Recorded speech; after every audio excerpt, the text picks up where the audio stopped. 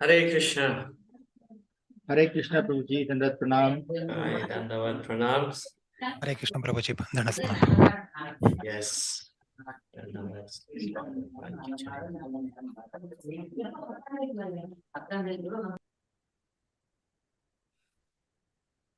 So, welcome to all the devotees to our Bhakti Sastri class. We will start our class by reciting the Mangalacharan prayers. Om Jnana-timirandasya Jnananjana Salakaya Chakshur Unmilitam Yena Tasmai Sri Gurave Namaha Sri Chaitanya Manobhishtam Sthapitam Yena Bhuttale Swayam Rupa Kadamahyam Dadati Swavadantikam Vandeham Sri Guru Sri Utaparakamalam Sri Gurun Vaishnavamusha Sri Rupam Sagrajatam Sahagana Ragunatam Vidam Tam Sajivam Sadvaitam Savadutam Parijana Saitam Krishna Chaitanya Devam Sri Radha Krishna Padan Sahagana Lalita Sri Visakhanvitamscha Hey Krishna Karuna Sindhu Dinabhandhu Jagatpate Gopesha Gopika Kanta Radha Kanta Namoste Tapta Kanchana Gaurangi Radhe Vrindavaneshwari Vrishabhanu Sute Devi Pranamami Haripriye Vancha Kalpatarubhyascha Kripa Sindhubhya Evacha Patitanam Pavanebhyo Vaishnavebhyo Namo Namah Jai Sri Krishna Chaitanya Prabhu Nityananda Sri Advaita Gadadhara Srivasadi Gaura Bhakta Vrinda Hare Krishna Krishna Krishna Hare Hare Hare Rama Rama Rama Hare Hare Srila Prabhupada ki Jai. Okay, so for those who still not revealing their identity here, yeah, I meant to say, please turn on your video. And for those who still don't have the numbers in your name, so please change it to make us easier identify yourselves. Okay. All right. So we have completed the first chapter in our previous class. And today we will be discussing from text number 1 to text 30 from the Bhagavad Gita second chapter. So before entering the second chapter, anybody still remember what are some points that we discussed in the previous class? Yes, Jai Kumar Prabhu. Hare Krishna Prabhuji, Dandavat Pranam. Hare Krishna. So in our previous class, we discussed 5 main reasons why Arjuna doesn't want to fight. 4 of them were in chapter 1. The first reason was his compassion towards the living entities. So obviously a Vaishnava devotee of Lord wants to make sure that he's always kind to other living entities. Right. The second reason being enjoyment. So when somebody is happy, they want to share their happiness with another living entity.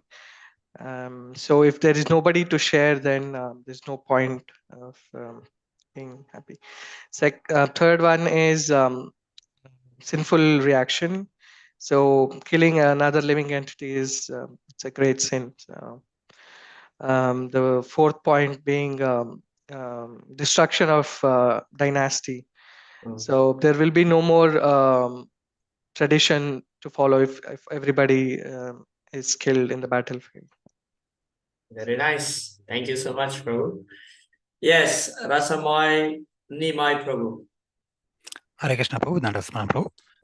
From the previous point class, the point I would like to share is the purpose of Varnashrama Dharma. So you are sharing that to bring the all the living entity to the mode of goodness.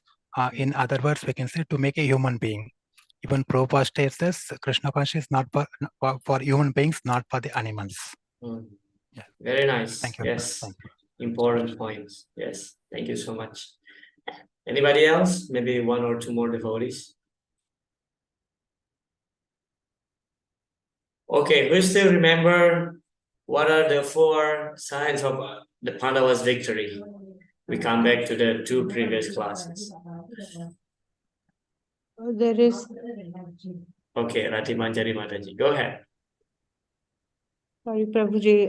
So the four signs of their victory was the sign of Hanumanji on the dhwaja, and the chariot given by Agni Dev to Arjuna, Madhava himself, and the fourth one was the conch.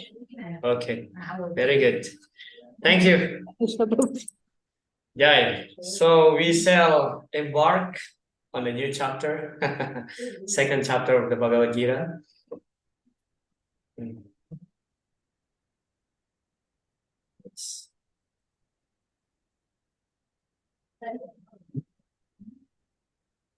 So chapter 2 entitled, oh, how did I come on? Just a minute.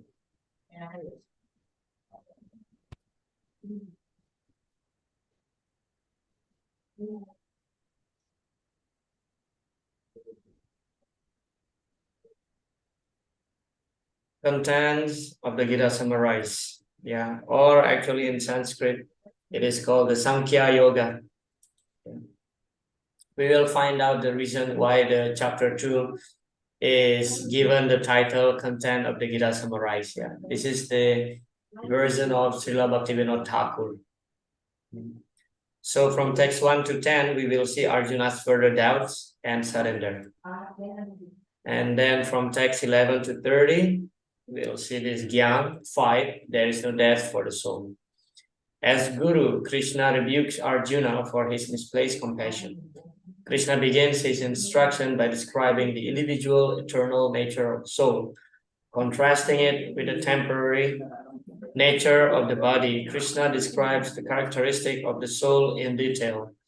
He then introduces additional points to further defeat Arjuna's first argument, whereby he appeals to the virtues of compassion.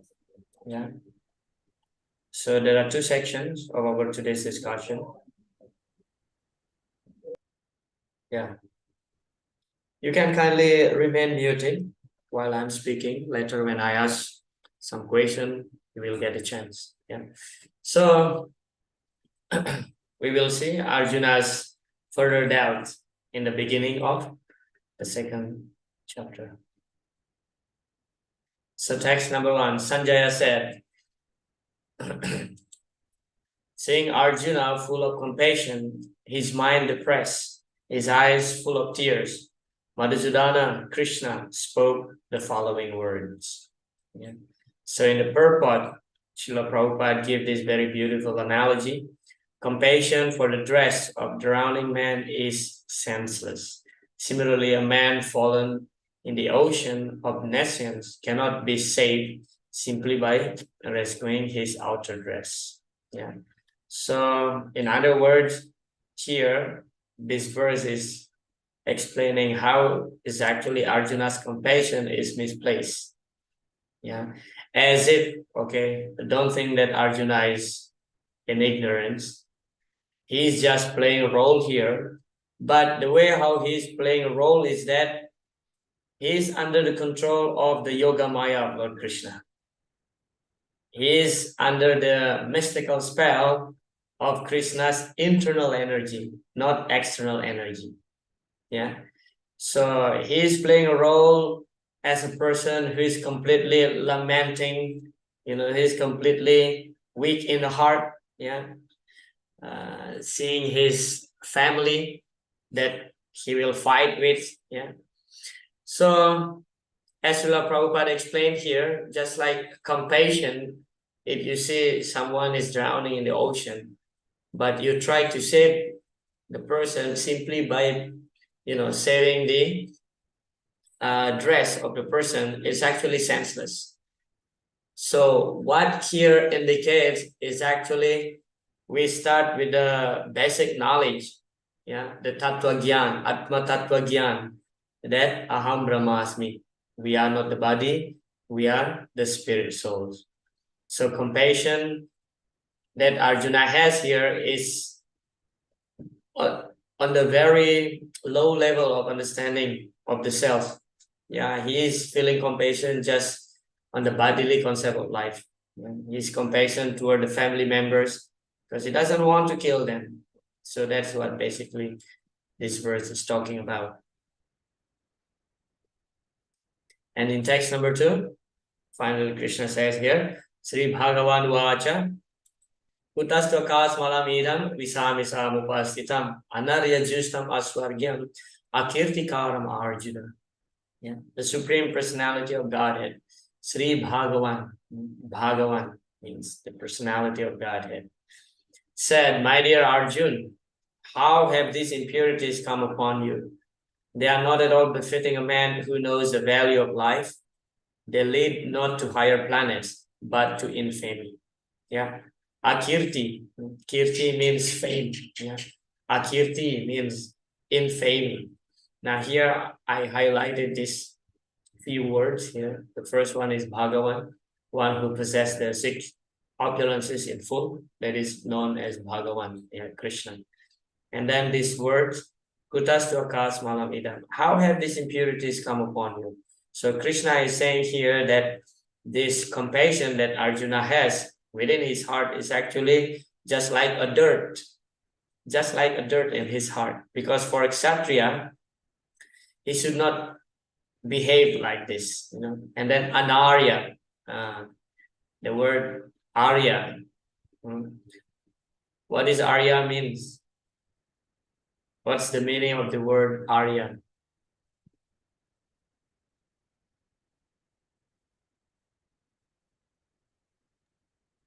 Yes, Gitamrita Sevini Mataji. One who knows the value of life and realize himself. Yes. Arya means one who knows the value of life, or in another word, a civilized man. Yeah. But anarya is the opposite. Yeah. Ritu Arya Mataji would like to contribute something. Hare Krishna Prabhuji. I think Arya means warrior. Arya means warrior. Arya means one who's brave. That's also. Thank you. But in this verse, yes, the word Arya refers to one who knows the value of life. So anarya means person who is in ignorance. Yeah. So in this case, Arjuna being Kshatriya, when a Kshatriya declined to fight, to protect dharma, especially to protect dharma, so he is considered to be anarya. Yeah. Or in other words, it could be a coward also, because Kshatriya is supposed to be brave. Yeah, anarya. Therefore, there is beautiful verse in the Bhagavatam describe that. Yeah, what is that? Describing about the gopis. Yeah. Yadistyajam Aryapatam Sahitva Bejur Mukunda Padavin Sritibir Vimigriyam. So Yadistyajam Swajanam Aryapatam Chahitva. The gopis, they left their family members, their husband, crying baby. As soon as they heard Krishna playing on his flute in the middle of night in the forest, they immediately ran to Krishna. You know, so Dustyajam, they give up their family members. Anarya Justam Yadustyajam Swajanam Aryapatam. Aryapata means the path of civilized men. But here the gopis left their family members. This is considered to be anarya. Yeah, should not be done. Anarya. Yeah, but Yadustyajam Swajanam Aryapatha Chahitva. So they give up even the civilized way of living for the sake of the Lord. Yeah. So this word Arya means one who knows the values of life. But when a Kshatriya, especially Arjuna here, he acts in the opposite way, that means he considered to be anarya. That's what Krishna mentioned here. Yeah. Prabhupada mentioned in his purport, the Sanskrit word Bhagavan is explained by the great authority Parasara Muni, the father of Vyasadeva, the Supreme Personality who possesses all riches, all strength, all fame, all beauty, all knowledge, and all renunciation is called Bhagavan. Yeah. And Srila Prabhupada explained also about the three aspects of the absolute truth. Yeah. Absolute truth is realized in three phases of understanding: Brahman, Paramatma, and Bhagavan. This can be explained by example of sunshine, the sun's surface, and the sun planets. Actually, the beautiful verse of this statement comes from the Bhagavatam. Vadanti tvat tattva vidam tattvam yad jnanamadvayam brahmeti paramatmeti bhagavan iti sapyate. So Bhagavan is actually the topmost level of realization of the absolute truth. Yeah. So first is Brahman, meaning just in the form of light or impersonal realization. And then Paramatma, the localized supreme person who resides in every living entity's heart and in every atom. And then Bhagavan, the personality of Godhead. Yeah, the Bhagavan. Krishna has beautiful form. Yeah, Shyama Sundar. This is called Bhagavan. He possesses the six opulences in full. Yeah.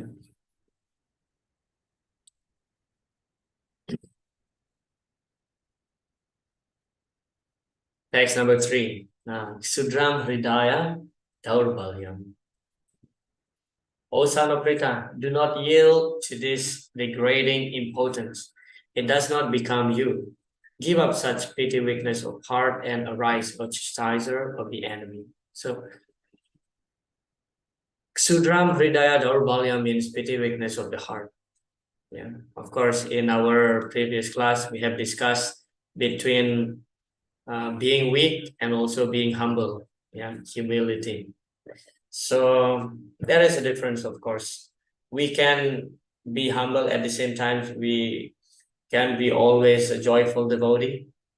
You know, sometimes we see like some devotees, they look like really calm, looks like humble, but they keep a distance.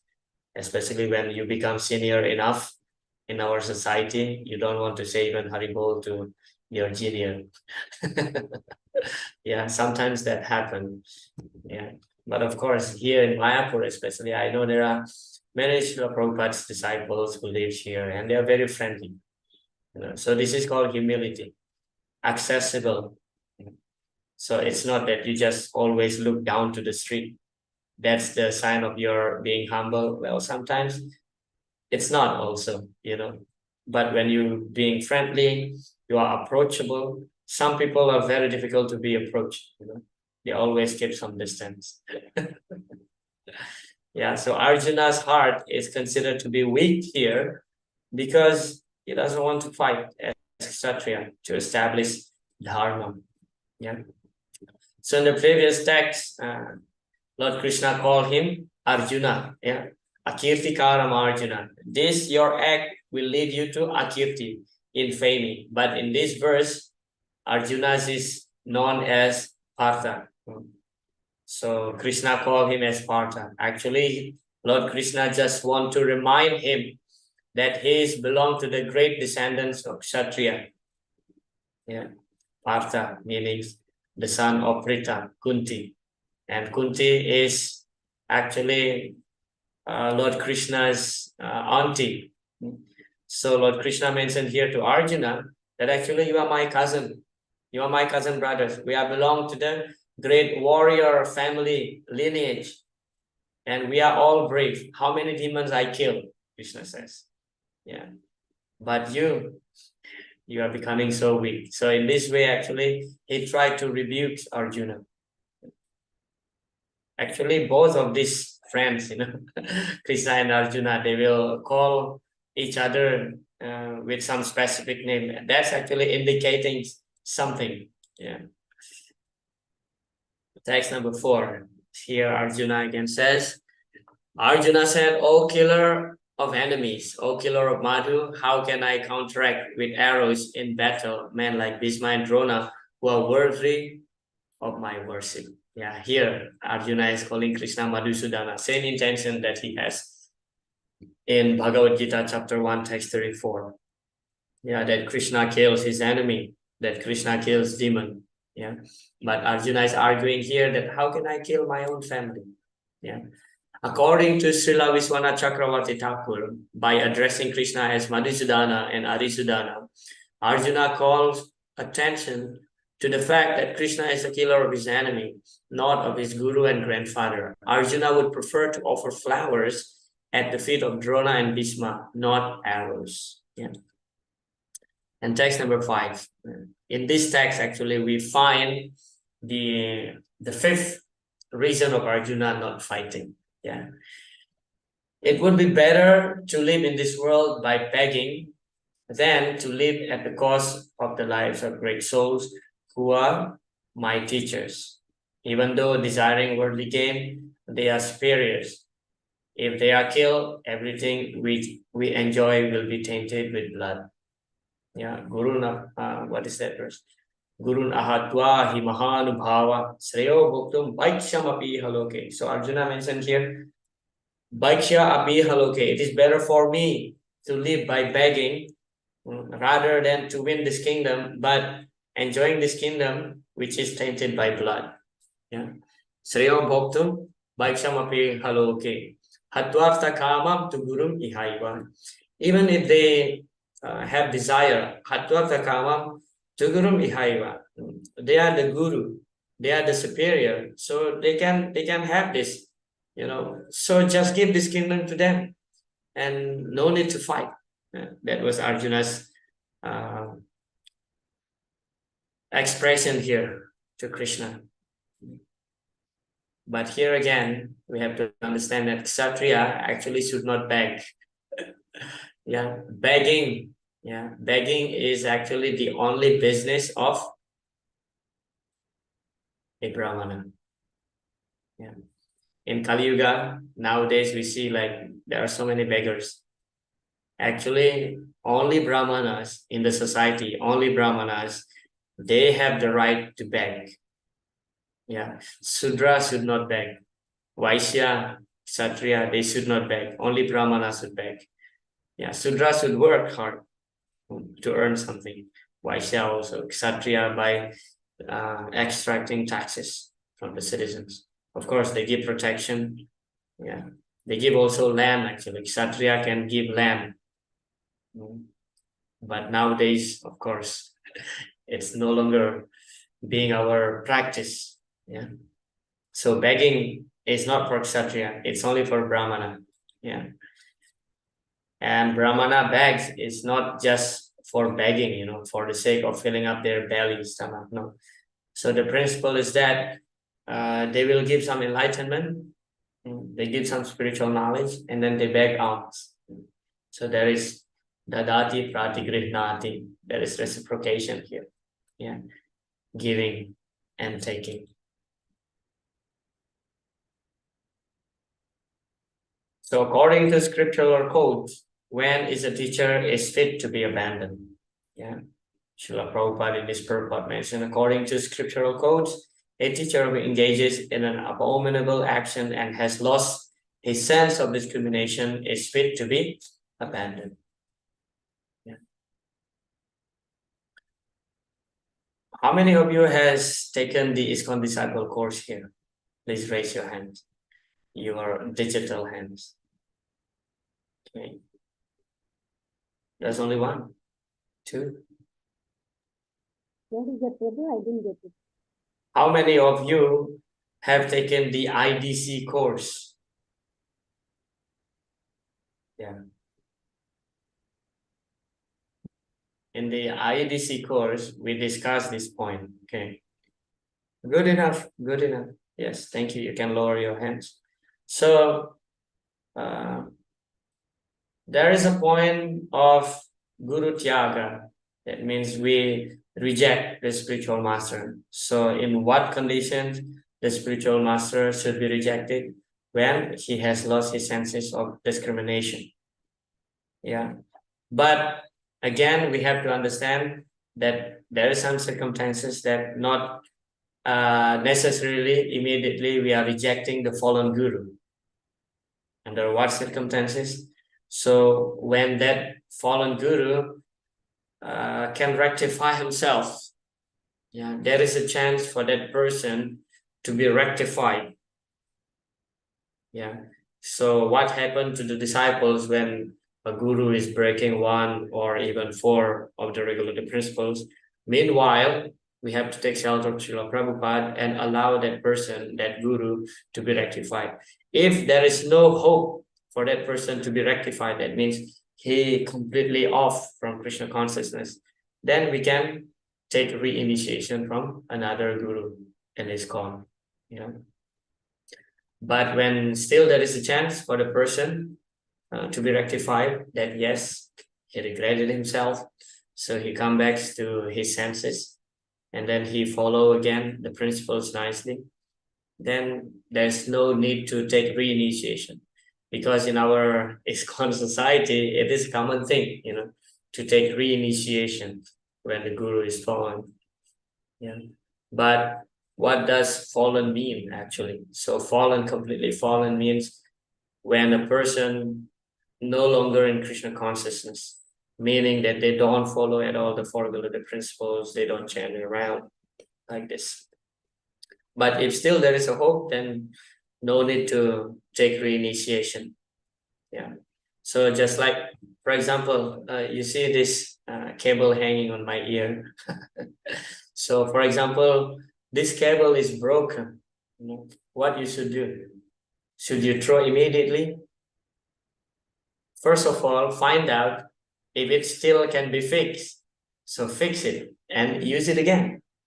Not necessarily, okay, it's broken, finished. No. So we as disciples also should be intelligent enough. Yeah. So that's the same case also with the guru. Yeah. But fallen means when the guru completely giving up Krishna consciousness practice. Yeah. Not up to the standard of what we are expecting him to act as a guru. Yeah. Okay, here also supporting text number 5 to see Arjuna's 5th reason. Yeah. Nor do we know which is better, conquering them or being conquered by them. If we kill the sons of Dhritarashtra, we should not care to live. Yet they are now standing before us on the battlefield. So Arjuna here is in indecision. Yeah, his mind is perplexed. Yeah, he is confused. Either I fight or I don't fight. Yeah.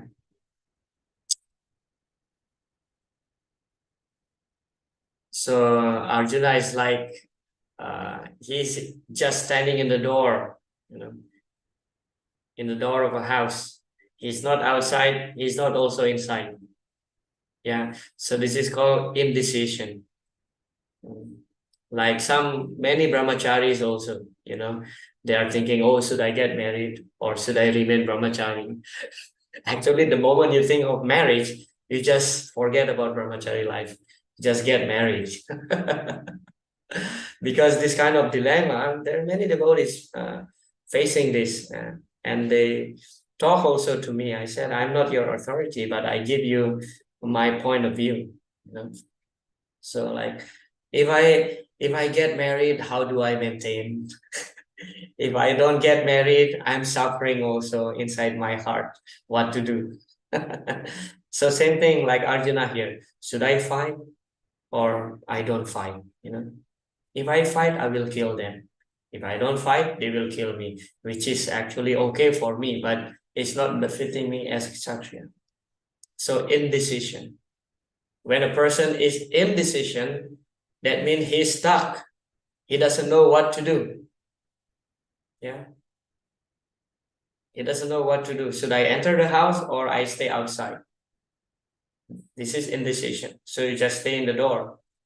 But if you decide something, it's clear. It is black, it is white. You know, staying in the gray area is most confusing situation in our life. Yeah. So that's happened to Arjuna. Indecision. This is the 5th reason. Yeah. Srila Prabhupada in a lecture mentioned, we say consciousness. We don't say stop fighting or do this, do that, do that. No, everything should be done in Krishna consciousness. That is our propaganda. Nibbana Krishna Sambandhe. whatever you do, it must have some relationship with the satisfaction of Krishna. So Srila Prabhupada is explaining here, since Lord Krishna inducing Arjuna to fight, actually he just need to do it. He just need to do it for the satisfaction of Krishna. If you can satisfy Krishna by performing arati, by performing abhishek to the Lord, can do that. If Krishna wants you to fight, okay, if that makes Krishna happy, so do it. Yeah. So nirbandha Krishna sambandhe. Everything should be connected to Krishna. Yeah. And then the famous verse. Anybody would like to read here? Just yes, go ahead. Karpanya dosha pata svabhava prachami tvam dharma sammudha chetaha yasyasya nishchitam brohitanne shishyasteham sadimam tvam prapannam. Translation. Now I am confused about my duty, and I have lost all composure because of my miserly weakness. In this condition, I am asking you to tell me for certain what is best for me. Now I am your disciple and a soul surrendered unto you. Please instruct me. Go ahead. All Vedic literatures advise us to approach a bona fide spiritual master to get free from the perplexities of life, which happen without our desire. Yes. Thank you so much. Dharma samudha chetaha. Yeah, dharma samudha chetaha. Samudha means bewildered, confused. So Arjuna is confused here. What is my duty? Therefore, he's approaching Krishna. Yeah, he approached Krishna, who is actually his friend. Now here, the transition happened. Yeah. First, between Krishna and Arjuna, they are friends, they are cousin brothers, dealing very casually. But now Arjuna is putting himself in the lower position. Yeah, please accept me as your disciple. Sishyasteham sadimam tvam prapanam, and I am a soul surrender unto you. Yeah. Dharma samudha cheta. So Srila Prabhupada explained, when we are confused about our duty, so it is best actually to approach a bona fide spiritual master who can give us guidance, instruction. Yeah. So when your guru gives you specific instruction, so you have to take it very seriously. Yeah. There are different types of disciples, of course. The first class, second class, third class, fourth class. One should at least in the category of first and second. Yeah. So first class disciple is one who understands the mood of his spiritual master, even without the spiritual master telling him directly. So he knows what to do before his guru is telling him. The second class of disciples, the guru will tell him some instruction and he takes it seriously and execute it and make his spiritual master happy. The third category of a disciple, the guru already tell him some instruction and then he will do it, but with the grudge within his heart. He still do it, but there's no loving feeling while doing that instruction. And then the fourth one is the worst. Yeah, the guru tell him to do something and he didn't listen. He never listened. Yeah. So at least one should be in the second. If you cannot be the first one, second types of disciple. Yeah. Sometimes we not always get the chance to interact directly with our spiritual master. Yeah.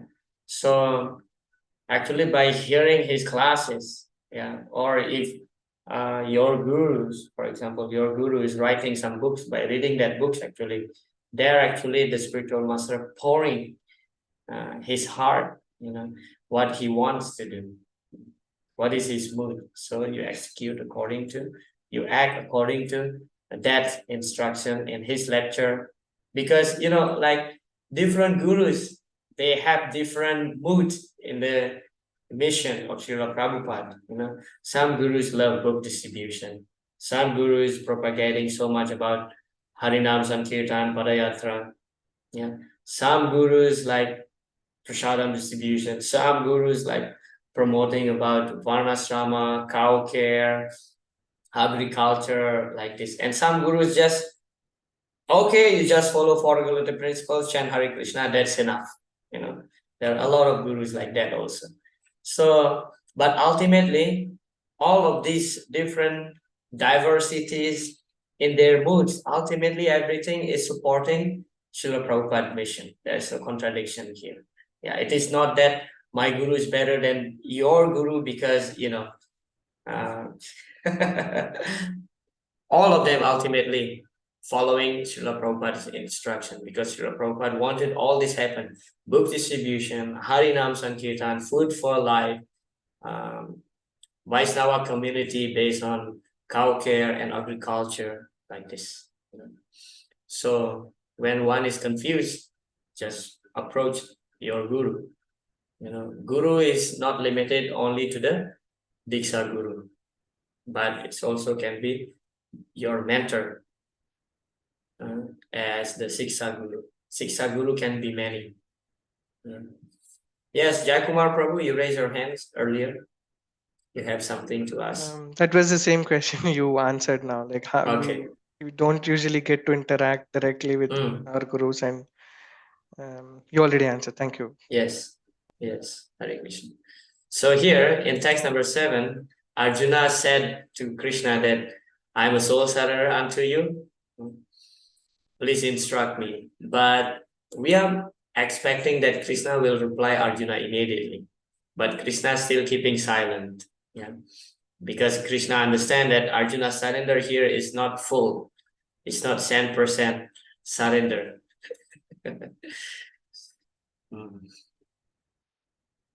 Okay.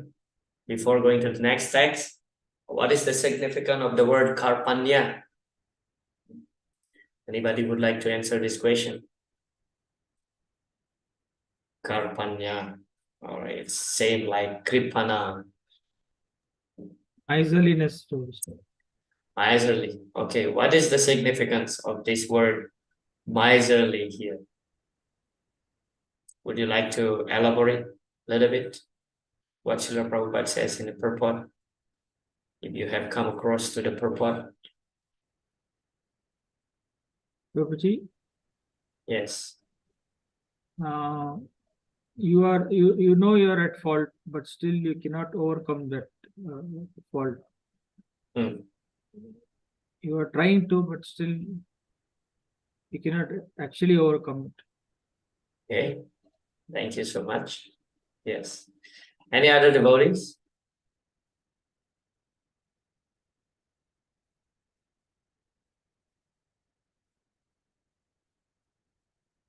Gitamrita Mataji? One who doesn't use the opportunity in a proper way, in a miserly way. Like not using the opportunity. Yes. Nice.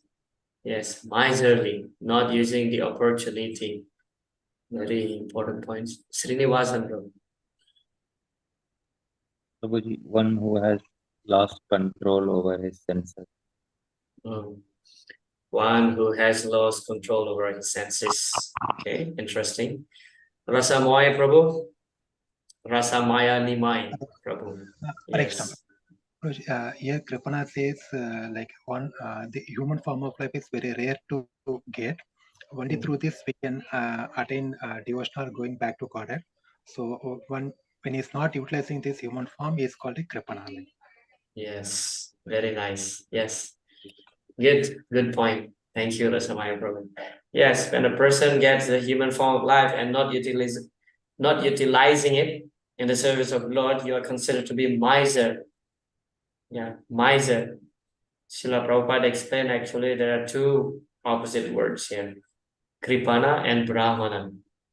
Yeah, so Brahmana means one who has broader intelligence, is using his body in the service of the Lord.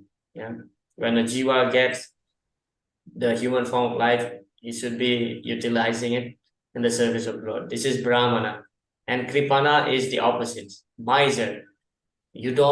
Miser means stingy, like you have, for example, 1,000 rupees. And then you just put one coin of 1 rupee to the donation box for Krishna. This is called miserly.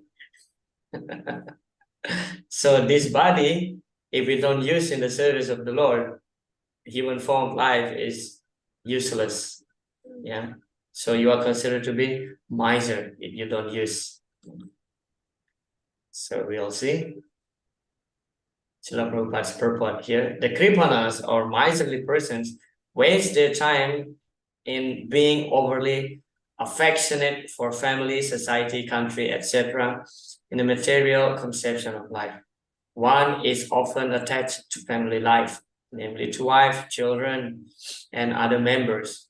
On the basis of skin disease, the Kripana thinks that he is able to protect his family members from death, or the Kripana thinks that his family or society can save him from the verge of death. Yeah.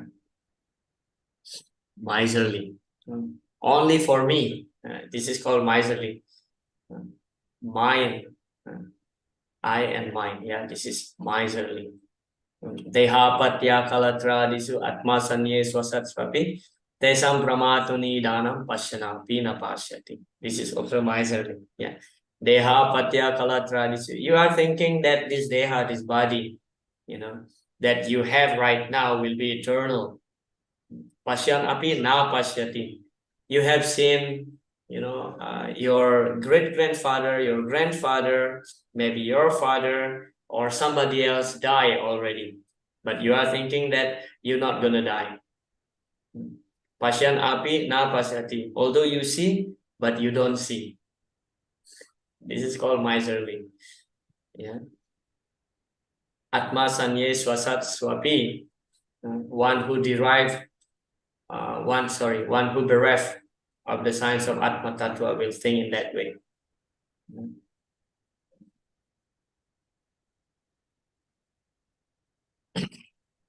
Text number 8. Arjuna still continuing here. I can find no means to drive away this grief which is drying up my senses. I will not be able to dispel it even if I win a prosperous, unrivaled kingdom on earth with sovereignty like the demigods in heaven. Yeah. Purport. If economic development and material comforts could drive away one's lamentations for family, social, national, or international varieties, then Arjuna would not have said that even an unrivaled kingdom on earth or supremacy like that of the demigods in the heavenly planets would be unable to drive away his lamentation. So Arjuna here, he is very clear. He's teaching us here actually wealth is not all in all that can give you happiness. Yeah, I'm not saying here wealth is not important. No, it is important, especially when you are in the Grihastha ashram. But what Arjuna is saying here is that it cannot drive away the lamentation of a person. Yeah, we see that there are so many rich people, but their life is so miserable. Yeah, their life is so miserable. Some people try to, become prime minister or president for 5 years period. And actually, everybody is mad after this position, But do you think that once you become a prime minister or once you become a president, your life will become happy? There's no guarantee. Even more headache will come. Yeah, even more headache will come. In the material world, both the poor and the rich, they are in anxiety. The rich will think that, oh, maybe someone will come to steal my property. And then they put so many cameras in each corners of their house. And then the poor will think, oh, what will I eat tomorrow? Anxiety. Either you are Indra or Indragopa. Indra means the king of heaven. Indragopa means the small insect. You will always in the anxiety. The small insect will always hide from the bigger animals. Yeah, from some birds. They will eat the small insect. And then Indra, the king of heaven, also always in anxiety. If anybody would perform great austerity tapasya, so Indra will send beautiful young damsels from heaven to disturb that person. Otherwise, this person will occupy Indra's position. Yeah, for example, like Vishwamitra Muni. He was a king on earth. He was a Kshatriya, but then he renounced his kingdom and he went to the forest to perform austerities, just to perform austerities, to please the Lord. But Indra, he sent Menaka because Indra understand that if he succeeded in his austerity, his tapasya, he will easily conquer the heaven and take my position. When Prithu Maharaj tried to perform the 100 Aswamedha Yagya, Indra came in disguise of a sannyas, and then he stole one horse just to make Prithu Maharaj fail to perform 100 Aswamedha Yagya.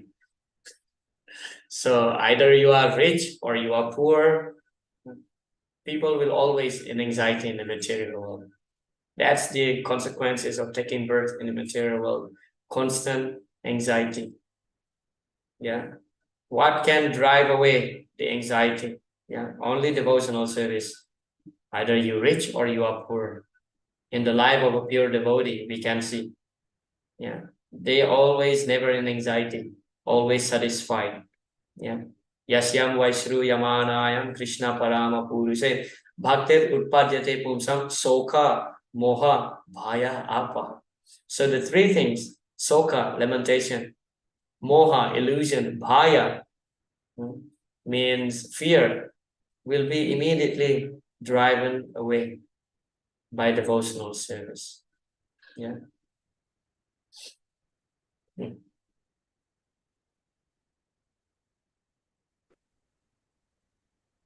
Text number 9 here. So up to text number 8, Arjuna has spoken about his feeling. Here is Sanjaya is mentioning to Maharaj Dhritarashtra. Sanjaya uvacha evam uktva hrishikesam gudakesa parantapaha nayotsa iti govindam uktva tushtim bhavuva. Sanjaya said, having spoken thus, Arjuna, chastiser of enemies, told Krishna, Govinda, I shall not fight, and fell silent. Yeah. Na yotcha. Actually, in this verse, Sanjaya is giving joy, but at the same time giving disappointment to Dhritarashtra. So let's analyze this verse. So when Sanjaya mentioned Nayotcha iti Govinda, Nayotcha means Arjuna mentioning here, Govinda, I will not fight. So that's giving Dhritarashtra Maharaj happiness that, oh, Arjuna, he said that he will not fight. So -1 Kshatriya in the Pandavas army. So he's happy. But at the same time, Sanjaya mentioning here that he's the Parantapa. He's the chastiser of the enemy. Very soon, Arjuna will revive his pure consciousness and start fighting. So in both ways, Sanjaya is giving joy and also lamentation for Dhritarashtra here. Yeah. Text number 10. O descendant of Bharata, at that time Krishna, smiling in the midst of both armies, spoke the following words to the grief stricken Arjuna. Okay. So from text 1 to 10, especially in text number 6, we see Arjuna's fifth reason, which is indecision. And then the following verses just explaining how finally Arjuna tried to surrender to Krishna, but not in the full way. So there is a significant aspect here why Krishna is smiling. In text number 10, it is described here, Krishna now smiles. Because Krishna is thinking, it's a joke. Come on, you are my friend. Now you are acting as if, you surrender to me. It's a joke, You give respect so much to Vyasadeva. Why don't you approach Vyasa? Why you should approach me? That's actually the commentary of Srila Baladev Vidyabhusana. Yeah. So he mentioned that it's just like joke. Krishna smiled, just he wanted to mock Arjuna here. So since Arjuna already fell silent, so now in text 11 we will see how Krishna chastises Arjuna. So this is the duty of the spiritual master, to chastise his disciples. Yeah. And actually that's a great boon, that's a great mercy when you get direct heavy chastisement from your guru. It is not that mercy means, oh, when your guru appreciate your service, oh Prabhu, oh Mataji, you have done nice service.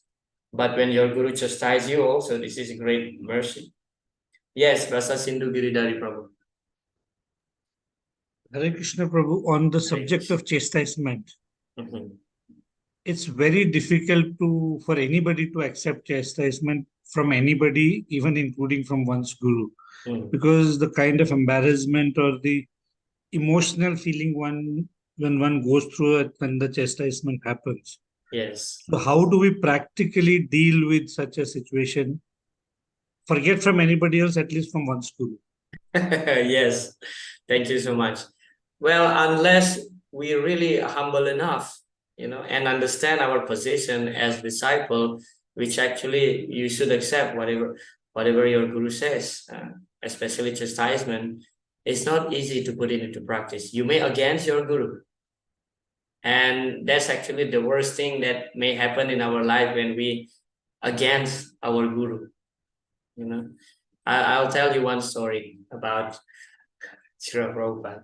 So one day, Harikesh, well, when he's still sannyas, Harikesh Maharaj, let's say, Harikesh Maharaj, Srila Prabhupada's disciple, he became the personal servant of Srila Prabhupada. He traveled with Srila Prabhupada, So one day, he traveled with Srila Prabhupada and they got a very small place. And then the kitchen is very small. And in that place, there is no proper flour to make chapati. It's hard to make the chapati. Harikesh Maharaj said, only Sruta Kirti Prabhu can make perfect round and fluffy chapati, with any situation, with any flour that he could find. He will make chapati for Srila Prabhupada perfectly as Srila Prabhupada's desire. Okay, so during lunchtime, Srila Prabhupada, he loves to eat hot and puffed chapati. So he always asks his disciple, you offer one, and then the rest is considered to be offered because you have to meditate also. And then Srila Prabhupada likes the fresh chapati. So he was served rice and dal like this and sabji. And then Prabhupada rang his bell, asking his servant to come into his room. And then Prabhupada demanding, where is my chapati? And then Harikesh Maharaj said, Prabhupada, I have been trying so hard to make the chapati, but the result is like papadam, it's just hard. It's just hard. It cannot puff perfectly, so it's hard. And Harikesh Maharaj said, nobody can make chapati using this flour, nobody. But of course, he didn't say at that time, even Sruta Kirti, his godbrother, even Sruta Kirti, but he didn't say that. Because if he said that, if Sruta Kirti would come, he will make this chapati nice. So Harikesh Maharaj said that nobody can make chapati. And Prabhupada said, oh, nobody. And Harikesh Maharaj said, yes, Prabhupada, nobody. Prabhupada got up, washed his hands, washed his mouth. He went to the kitchen. So he squeezed the dough, like quite heavily, for quite long time, few minutes. And then Prabhupada put the dough, cover with the wet cloth, keep it for 2 or 3 minutes, and Prabhupada start rolling the dough and put on the stove, and it came up so nicely puffed. And Prabhupada said, you see? And Harikesh Maharaj just looked into Prabhupada, didn't say a word. And you know what happened next? So Prabhupada took this hot chapati and slapped on his head. And Harikesh Maharaj said that was the biggest mercy of Srila Prabhupada. So not only chastisement, he got a hot chapati on his face. What can be more embarrassing than that? But Harikesh Maharaj said, but at that time I was in ecstasy. So unless you completely accept yourself to be the servant of the servant of the servant of Srimati Radharani, who is your guru, then it's not easy. You may revolt it against your guru's will, against your guru's chastisement. Actually, when you are being chastised, you just don't say even a word. Just don't say even a word. There are many incidents actually when Srila Prabhupada chastised his disciples directly. Like another example, like Bhakti Charu Maharaj, Srila Prabhupada here in Mayapur, it was so hot during summer, and Prabhupada asked Bhakti Charu Maharaj, ring his bell. Bhakti Charu Maharaj came, and then Prabhupada said, I want orange juice. And Bhakti Charu Maharaj said, yes, Prabhupada, just 5 minutes. He went to the kitchen, there's no orange. So finally he has to go to market. Market at that time in Bamanpukur only, it's so far, to get orange. And he came back, and he heard that Prabhupada was ringing the bell because it was so long. And then Bhakti Charu Maharaj entered with the juice, with a glass of juice. And Prabhupada said, I don't want the juice anymore. Leave. But Bhakti Charu Maharaj was confused. I already made the juice. I know, I'm late. And then he just keep holding the juice and just look down, holding the juice like this toward Prabhupada. And then finally Prabhupada said, okay, give me the juice. Yeah. And Prabhupada drank the juice. Now he forgot that, after drinking the juice, so Prabhupada should wash his mouth and rinse, so he just went to the kitchen again, take a cup of water with the bowl, and wash Prabhupada's hands and Prabhupada's rinse on that and spit. And what next? He forgot the towel. And then he forgot the towel, and then he ran again, and then he grabbed some towel in the kitchen and Prabhupada's, and then Prabhupada, of course, at the end, he said that sometimes when you become old, it's easy for you to lose your temper. You are boys and girls, you try so hard to please me. That was Prabhupada said. So yes, unless you are humble enough, it is not easy to accept the mercy of the spiritual master in the form of chastisement. Yes, Rasa Sindhu Prabhu. So Prabhu, very much associated with similar thing, when we read Prabhupada Leelamrita, so we also read, and I think some of the other biographies that Prabhupada disciples have written, that Prabhupada would treat his Western disciples like a Bengali mother and the Indian disciples as an Indian father. So I want to hear your views on that mood of Prabhupada. Thank you. Yes. That's one aspect of Srila Prabhupada's mercy, of course, being like gentle and compassionate, So how is the Bengali mothers? Bengali mother is so caring, If we see in the earlier days of Srila Prabhupada's preaching in the West, even we see how Srila Prabhupada cooked personally for the guests, even he cooks for his disciples. Who was telling this? I think Brahmananda Prabhu was telling in one of the tape that Srila Prabhupada's memory series. He mentioned that Srila Prabhupada would cook so many puris, so many puris, and then sweet rice. Now for them, this is like really the ultimate enjoyment, eating sweet rice with puri. So Srila Prabhupada would ask his disciple to sit on the line. Srila Prabhupada cooked, Srila Prabhupada served the prasadam also.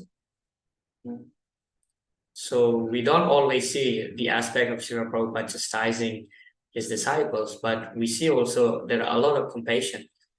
And Srila Prabhupada would serve his disciple prasadam like so much, and Prabhupada said, you must eat a lot of prasadam. You must eat a lot of prasadam. And then Prabhupada said, but after you become sannyas, you have to reduce eating. So like that. Even I heard also that His Holiness Jayapataka Maharaj, So Srila Prabhupada gave specific instruction to Maharaj that Maharaj should take so much prasadam. Because Maharaj, when he was young, he was so handsome and attractive. So handsome and attractive. Prabhupada worried about Maharaj, because this young sannyas is, many young ladies would get attracted like this. So Prabhupada told Maharaj that you eat so much. You eat so much, I mean, like, generally ladies, they don't like fat boys. Yeah. So yes, my comment on this is that that's how Srila Prabhupada compassion toward his Indian disciples or even Western disciples. Of course, Prabhupada understand that for the Westerners, for them it's not easy to accept our culture immediately. Probably Prabhupada giving, I would say, more concession or discount in terms of how strict they have to follow the rules and regulations, but that's only in the beginning. But after some time, they should follow properly. So that's the thing. There's no discrimination between Prabhupada's Indian disciples, Western disciples, but Prabhupada understand that yes, these Western people, they're not at all ready actually. If Prabhupada emphasized so much in so many rules and regulations, they're not ready. So they need some time to follow. Yes, Prabhu? Rasa Sindhu, Prabhu. Thank you, Prabhu. Thanks for Hare your Krishna. correction. Okay, we have to continue. It's already 9 o'clock.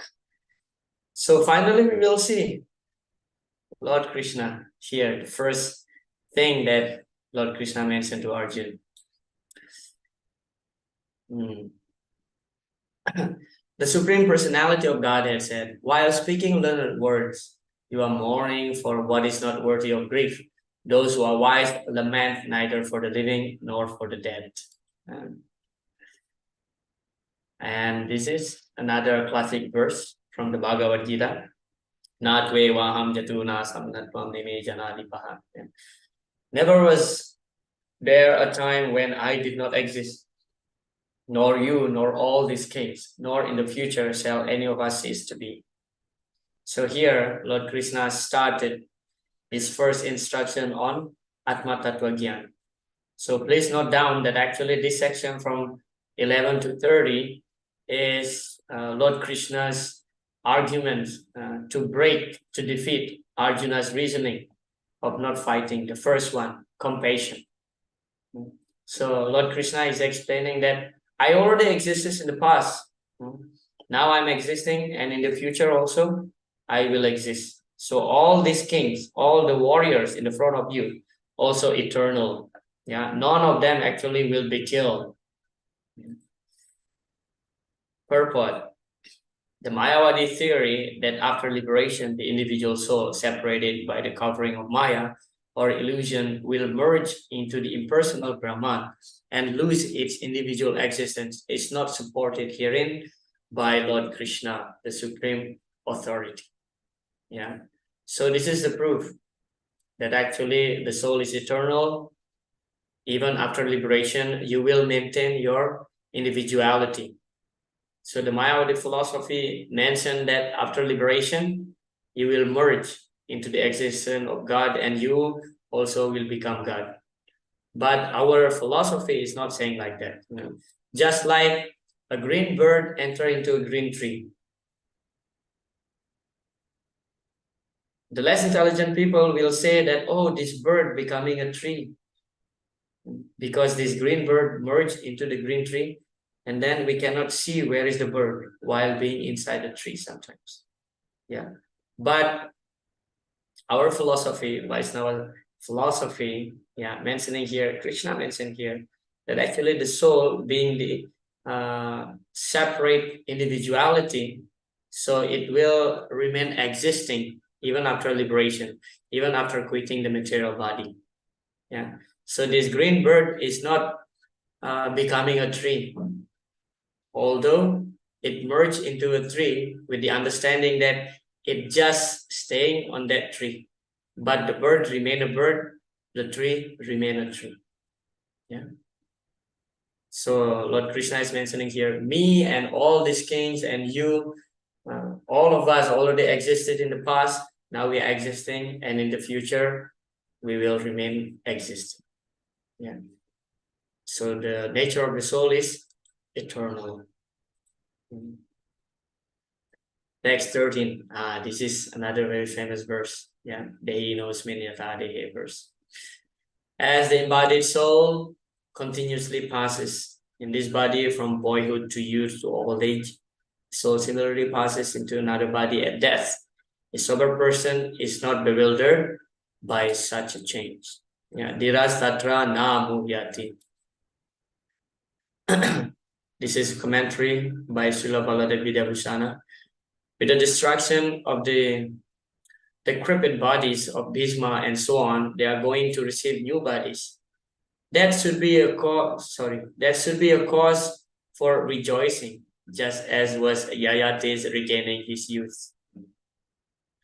So here, Baladev Vidyabhusana is explaining that actually there is no reason for Arjuna to lament here. Why? Because if Arjuna killed Bhishma or killed Drona, they are in the old body, so they will get another fresh body, because the soul will take another body. Yeah, will be transformed, will be transferred into another body.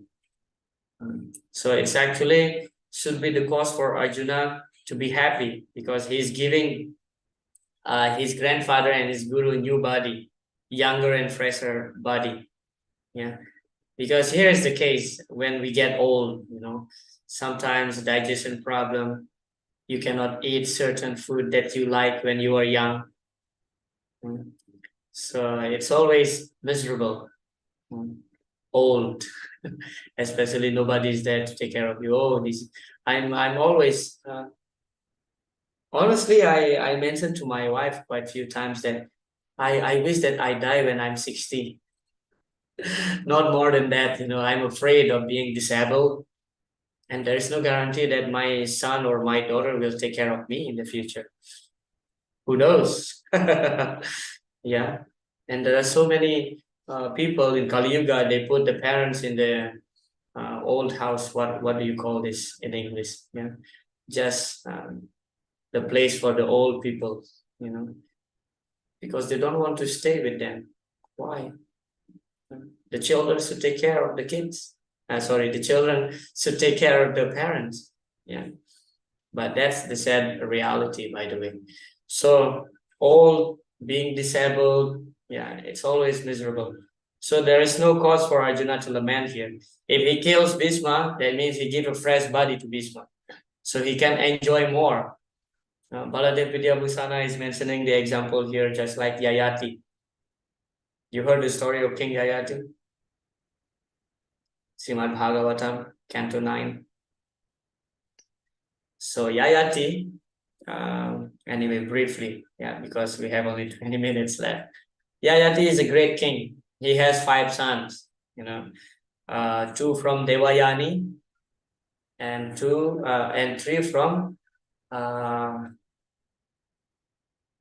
the daughter of the demon. What is his name? I forgot. So because Yayati married Devayani, the daughter of Sukracharya, and then it's a long pastime, of course, but by the way, he got 5 sons, So when Devayani found out that Yayati, he begot another 3 kids from I forgot what is her name. Sarmista, I think. Sarmista. Yes, Sarmista. Sarmista, yes, thank you. Sarmista, the daughter of the king of the demon at that time. Yeah. So when Devayani found out that actually Yayati, her husband, having kids from another woman who is actually her servant, because Devayani wanted that Sarmista to become her servant. Yeah. So she reported to her father, and then her father gave a curse Sukracharya cursed Yayati that now you become old. Yeah. And then Yayati said, oh, but I'm still not satisfied in my family life. I want to enjoy more. If I become old, I cannot enjoy. Please give me some solution. And then Sukracharya said that, okay, if you want to enjoy more, you can exchange your old age to the youth of any of your sons. And then Yayati went to the first son, asking that, oh, my dear son, please, would you like to exchange your youth with my old age? And the son said, oh, no, no. And then he went to the second one, third one, fourth one. All of them said no. But only the last one, yeah. Only the last one, his name is Puru. His name is Puru. So Puru said, okay, what to do? If you want to enjoy more, please take my youth. And then Puru took his old age. So Puru becomes old and Yayati regained his youth. And then it is described in the Bhagavatam, he enjoys for 1,000 celestial years with his wife. And after that, he came to his senses that actually, oh, I'm wasting so much time. Actually, old age could be beneficial for me. It's time for me to retire. There is no more enjoyment. And then finally, he gave back his youth to his son. And then his son becomes the next king. Yeah, he inherited all the property of Yayati. So like that, Arjuna should not lament because he will give fresher youth body to Bhishma and Drona. And then text number 14, Matras Parsas Kauntaya Sitos Nasukadu Kada Agamapa Nityas Tam Stitiksa Swabharatam. So this verse is an analogy, just like the Sukha and Dukkha, they always change. So similarly, just like the winter and also the summer, they always come, always. So similarly, tam stitiksa swabharata, just tolerate. By the due course of time, when according to your karma, you are destined to be happy, you will be happy. But when it's times for you to be sad, you will sad anyway. So that's always happen. Yeah, just like wheel, always rotating. Happiness, distress, summer, winter will come always. Yeah. So our business is just to tolerate. Tam stitik sasva. Kaunteya Bharata. Again, Lord Krishna is calling Arjuna here by this name. Yeah, Kaunteya and Bharata. Kaunteya meaning that he comes from the descendants of great warrior from his mother's side, and Bharata from his father's side. Yeah, Pandu. And then text 15, Yam hina vyatayantiete purusam purusar sabha. So purusa means man. Yeah, purusa rishabha. Rishabha means the best among men. Samadhuka sukam dhiram so amrita tvaya kalpate. The person who is not disturbed by happiness and distress and is steady in both is certainly eligible for liberation. Yeah. And text 16, those who are seers of the truth have concluded that of the non-existence, material body, there is no hindrance, and of the eternal, the soul, there is no change. This they have concluded by studying the nature of both. So Arjuna, being preached by Lord Krishna here, after Krishna mentioned, just tolerate, tam stitik sasva. And if you can tolerate, if you don't feel disturbed in both happiness or distress, so amrita tvaya kalpate. For you, you will amrita tvaya, meaning you are liberated, you are undisturbed, you are liberated. Yam hina vyatayantiete purusam purusar sabha sama dukkha sukam dhiram. So sama sukha dukkha. If you can act equally, being equipoised in happiness and distress, that means you are a liberated person. Yeah. Samaduka sukam tiram. So amrita tvaya kalpate. Amrita, nectar. Another meaning of amrita means eternal. Mrita means mrityu, death. Amrita, there is no death. So you are eligible for liberation if you can act equally in happiness and also distress. Yeah, which is not at all easy.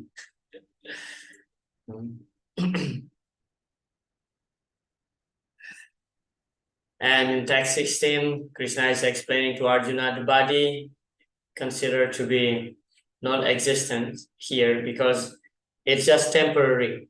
Yeah, and the soul is unchangeable. Yeah, they will remain the same. Text 17.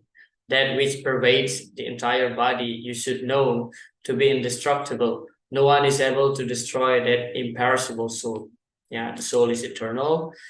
Prabhupada explained his purport. The soul is described as 1/10,000th part of the upper portion of the hair point in size. Yeah, so this is the measurement of the soul. Yeah, very tiny. Therefore, you can't see using these bare eyes. Just like the influence of the active principle of medicine is spread throughout the body, similarly, the influence of souls is spread throughout the body as consciousness. And that is the proof of the existence of the souls. Yeah. Srila Prabhupada is giving very beautiful analogy here. The influence of the medicines. If you have headache, for example, you take medicines, and then the headache is gone. That means you are taking medicine and this medicine works. That means the medicine entered your body. That is a proof that actually there is medicine in your body. So similarly, the proof of the soul existing in the body is that through consciousness. If the soul is gone, that means this body is dead. It's unconscious, right? So Srila Prabhupada here is actually defeating the scientists. Yeah, the materialistic scientists. Yeah, some people said, we see, like one devotee from South India, from Karnataka, Simoga. She's a doctor. And then her father was sick, got a heart attack. And then she did the best thing that she could, but finally her father passed away. And then she said that our science is failure. Yeah. So all the parts of the body is remaining there, but when the soul is gone, that means it's gone. Yeah. So when there is no consciousness, that means the soul is not there. So how we can prove that the soul is existing in the body? Through consciousness. Yeah.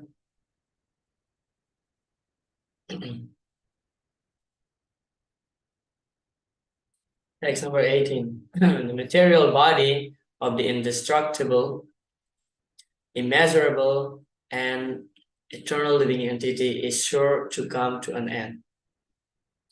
Therefore, fight, O descendants of Bharata. Yeah. So, Chatasyahi dhruvam rityur dhruvam janma mritasacha. That means those who come to live, they will die. And those who die, if they don't attain liberation in Vaikuntha, they will accept another material body. Chatasyahi dhruvam rityur.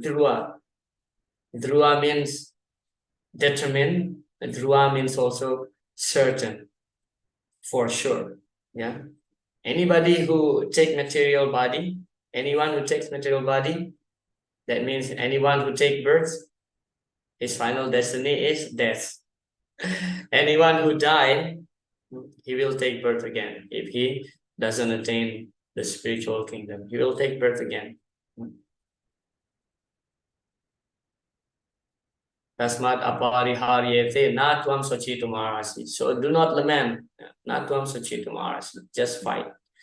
Text 19. Neither he who thinks the living entity, the slayer, nor he who thinks it slain is in knowledge.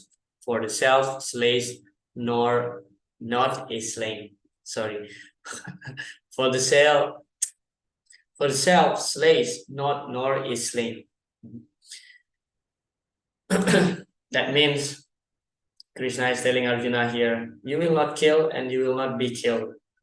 Yeah, but it doesn't mean that we take granted of this loka and we can act violently, you know.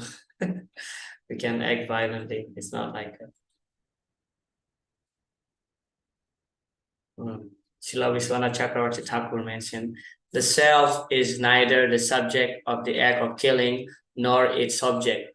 He who thinks that the soul is the killer, that Arjuna is killing Bhishma and others, and he who thinks that the soul is killed, that Bhima and others have been killed by Arjuna, are both ignorant. Okay, so sometimes we have to be very careful seeing this kind of verse and commentary by the acharyas. You know, Srila Prabhupada here clearly mentioned what is killed or is supposed to be killed is the body only. This, however, Srila Prabhupada mentioned here, this, however, does not at all encourage killing of the body.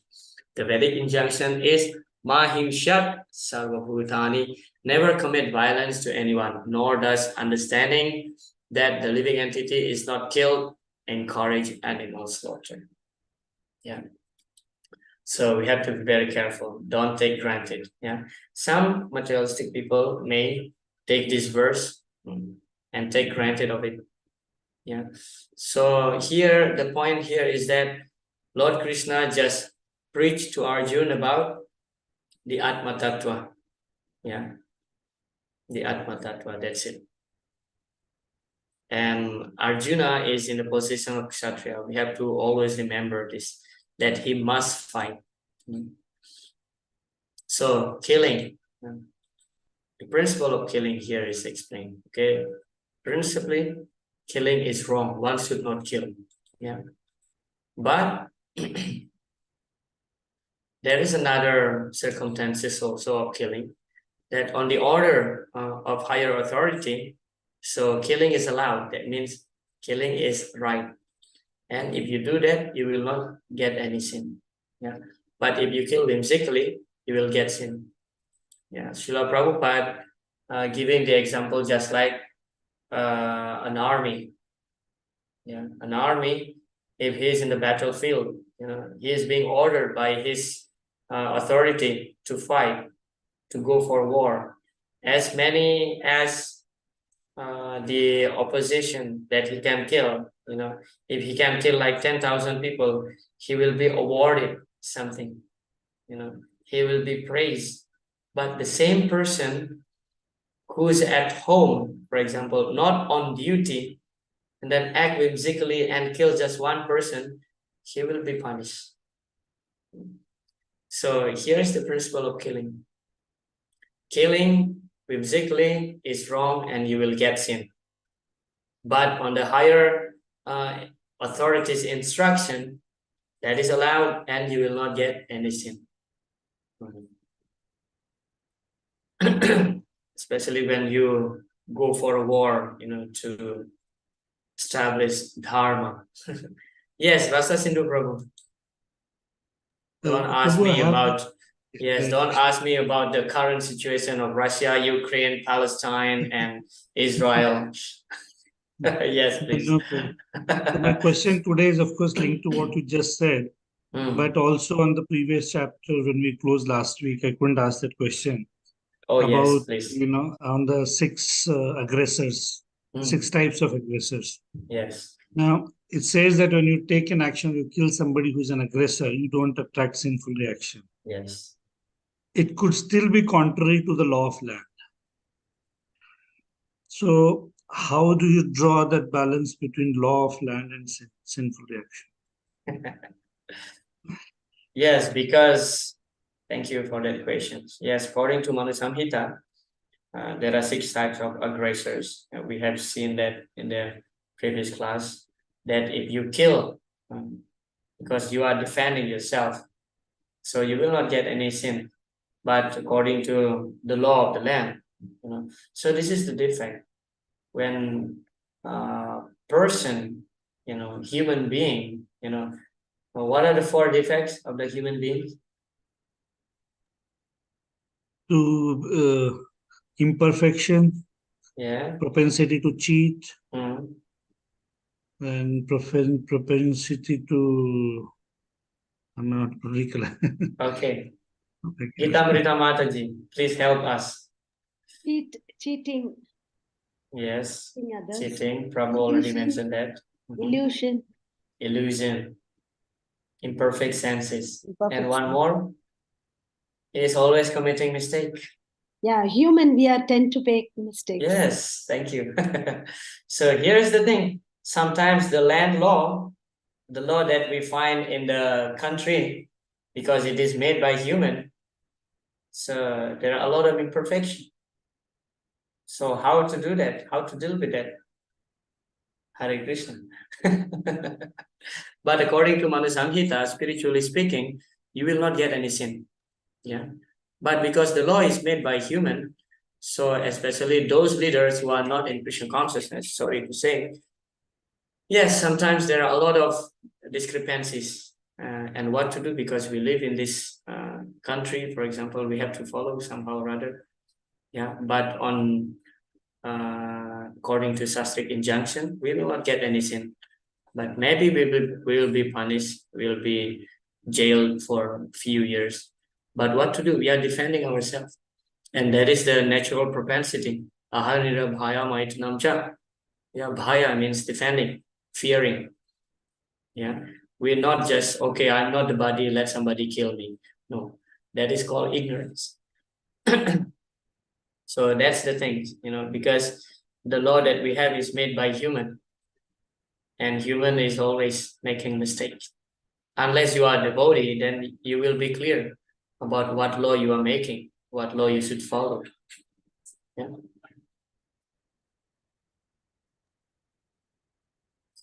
Sure, bro. Yes. Yeah, we have 2 minutes. Where are we? Text 20. Najayate mriyate va kadachin nayam buddha bhavita vanabhuyaha. Ajonita sasvatayam purano nahanyate hanyamani sarire. This verse is explaining that najayate mriyate va kadachin. The soul is neither take birth nor the soul is death. Yeah. And then nahanyate hanyamani sarire. When the body is slain, the soul is not slain. Yeah. Srila Prabhupada explained the 6 transformation of the material body. First, take birth, remain for some time, grows, produce some effect, dwindles, and finally vanishes. But the spirit soul remain eternal. Yeah, there are 2 kinds of souls. Prabhupada explained, namely the minor particle soul, the Anu Atma, and the super soul, Vibhu Atma. Anu means small, yeah, and Vibhu means great, big, yeah. So that's the difference between Krishna and the individual soul. So in this chapter, Lord Krishna is not simply explaining about we are not the body, we are the soul, but he's also starting the point from this text, explaining about the Atma Tattva Gyan incomplete. There is also another type of soul, and that is the super soul, that is Krishna. Yeah, the Mayavadis, they completely aware that they are not the body, but their understanding is just half perfect. Yeah. So therefore, this chapter is known as the summarize, because it's not only talking about the what do you call the Sankhya. Sankhya means you analyze. Sankhya means you analyze matter and spirit. This is called Sankhya philosophy. Yeah. So you separate the matter and spirit. But we will see in the toward the end of this chapter, Krishna also talks about devotional service. Yeah. Here actually Krishna already starting to talk about it. Yeah. We see in the Srila Prabhupada's purport also that there are 2 types of souls. Yeah. One is the Jiva, the individual soul. One is the Paramatma, Krishna, the Vibhu Atma. Yeah, there is Anu Atma and Vibhu Atma. and both are eternal in nature, and the body is not at all eternal, meant to be dying. Yeah. Okay. Anyway, our time is up. I was hoping to cover up to text 30, but we cover up to text 20, that's good enough. Actually, I just want to summarize the whole thing, that in this section, Lord Krishna is defeating Arjuna's first argument, of not fighting, which is compassion, because there's no point of lamenting. Compassion to the body, I don't say it's useless, but it's kind of misplaced. If you have higher sense, higher understanding, so Arjuna's compassion is misplaced. So if he thinks that by killing Bhishma is not at all proper, but Krishna is explaining, you will not kill him because ultimately he is the spirit soul. Yeah, he will not kill, and you will not be the killer. Yeah. Okay, so please read up to text 30, and then on our next class, hopefully we can cover more slokas. Okay. If you have any questions or comments, you can ask in the beginning of our class on Sunday. Okay, Srila Prabhupada Ki Jai. Thank you. Don't quit. I will take your attendance. Just stay for some time. Okay. Hare Krishna.